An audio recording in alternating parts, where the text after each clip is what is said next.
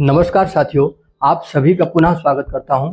यह है हमारे धर्मशास्त्र की लगातार 13वीं कक्षा। पिछली कक्षा में हमने अभी तक 300 प्रश्नों पर चर्चा की। अब हम उसी क्रम को आगे बढ़ाते हुए अग्रिम प्रश्नों पर चर्चा करेंगे। प्रश्न हमारा है, श्रृंगेरी मठ कहाँ स्थित है? उत्तर प्रदेश, उत्तराखंड, कर्नाटक या तमिलनाडु? इसका सही उत्तर है सी, कर्नाटक। श्रृंगेरी मठ कर्नाटक में स्थित है।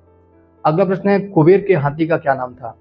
कुवलयापीड, शत्रुहंता, महापद्म या हिमपांड्र? इसका सही उत्तर है डी, हिमपांड्र। कुबेर के हाथी का नाम हिमपांड्र था। अगला प्रश्न है, अज्ञातवास में द्रौपदी का क्या नाम था? विजया, बृहन्नला, तंतिपाल या सैरंध्री? इसका सही उत्तर है डी, सैरंध्री। अज्ञातवास में द्रौपदी का नाम सैरंध्री था। अगला प्रश्न है, भगवान शंकर ने अर्जुन को कौन सा शस्त्र दिया था? ब्रह्मास्त्र, पाशुपतास्त्र, वरुणास्त्र या नारायणास्त्र? इसका सही उत्तर है बी, पाशुपतास्त्र। भगवान शंकर ने अर्जुन को पाशुपतास्त्र अस्त्र प्रदान किया था। अगला प्रश्न है, रेचक प्राणायाम में किस देवता का ध्यान किया जाता है? ब्रह्मा, विष्णु, शिव या देवी? इसका सही उत्तर है सी, शिव। रेचक प्राणायाम में भगवान शिव का ध्यान किया जाता है। अगला प्रश्न है, आचमन किस तीर्थ से किया जाता है? प्रजापति तीर्थ, ऋषि तीर्थ, देव तीर्थ या ब्रह्म तीर्थ? इसका सही उत्तर है डी, ब्रह्म तीर्थ। ब्रह्म तीर्थ से आचमन करने का विधान शास्त्रों में बतलाया गया है। अगला प्रश्न है, यतो धर्मस् ततो जयः लिया गया है महाभारत, गीता, रामायण या चाणक्य नीति? इसका सही उत्तर है ए, महाभारत। यह जो महावाक्य है यह महाभारत से लिया गया है। अगला प्रश्न है, बुध ग्रह का किस वर्ण से संबंध है? ब्राह्मण, क्षत्रिय, वैश्य या शूद्र? इसका सही उत्तर है सी, वैश्य। बुध ग्रह का वैश्य वर्ण से संबंध है। अगला प्रश्न है, जप के बाद कितनी मुद्राएं की जाती हैं? 8, 12, 16 या 24?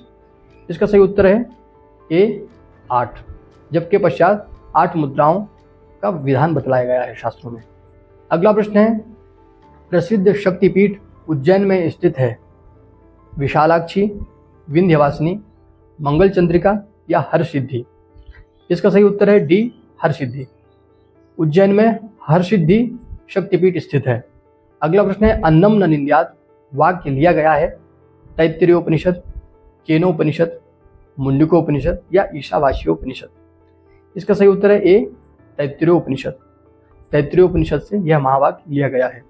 अगला प्रश्न है, ऋग्वेद में असुर शब्द किसके लिए प्रयुक्त हुआ है?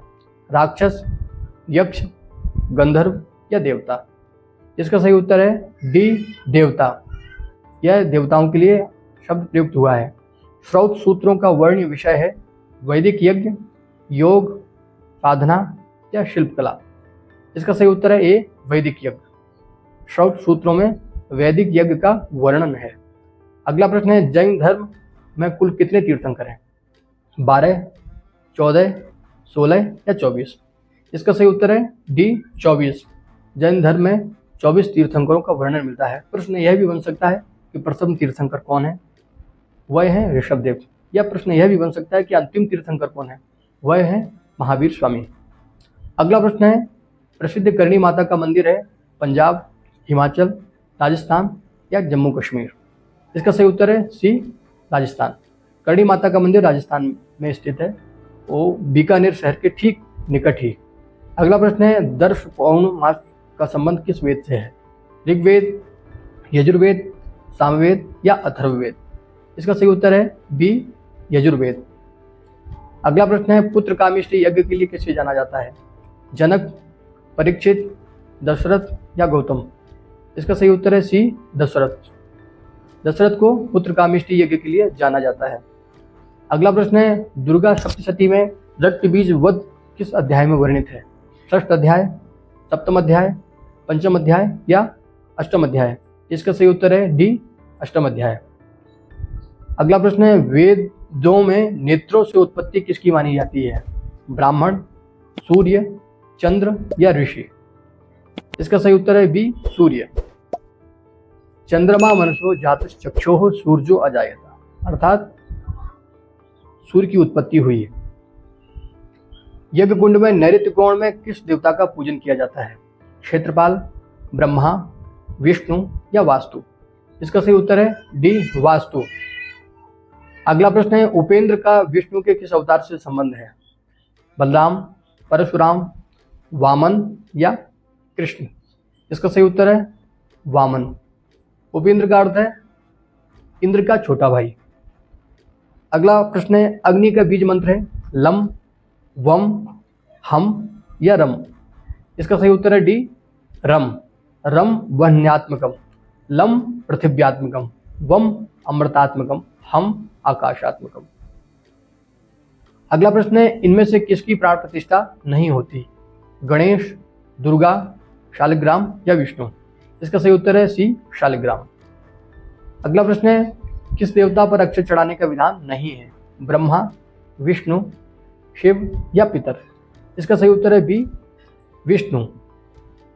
नाक्षयित अर्चयित विष्णु, अर्थात अक्षत से विष्णु की पूजा अर्चना नहीं करनी चाहिए। अगला प्रश्न है, जिस मास में सूर्य की संक्रांति होती है उसे क्या कहते हैं? क्षमा चाहता हूँ, प्रश्न है, जिस मास में सूर्य की संक्रांति नहीं होती उसे क्या कहते हैं? खंडमास, क्षीण मास, पुष्प मास या मलमास? इसका सही उत्तर है डी मलमास।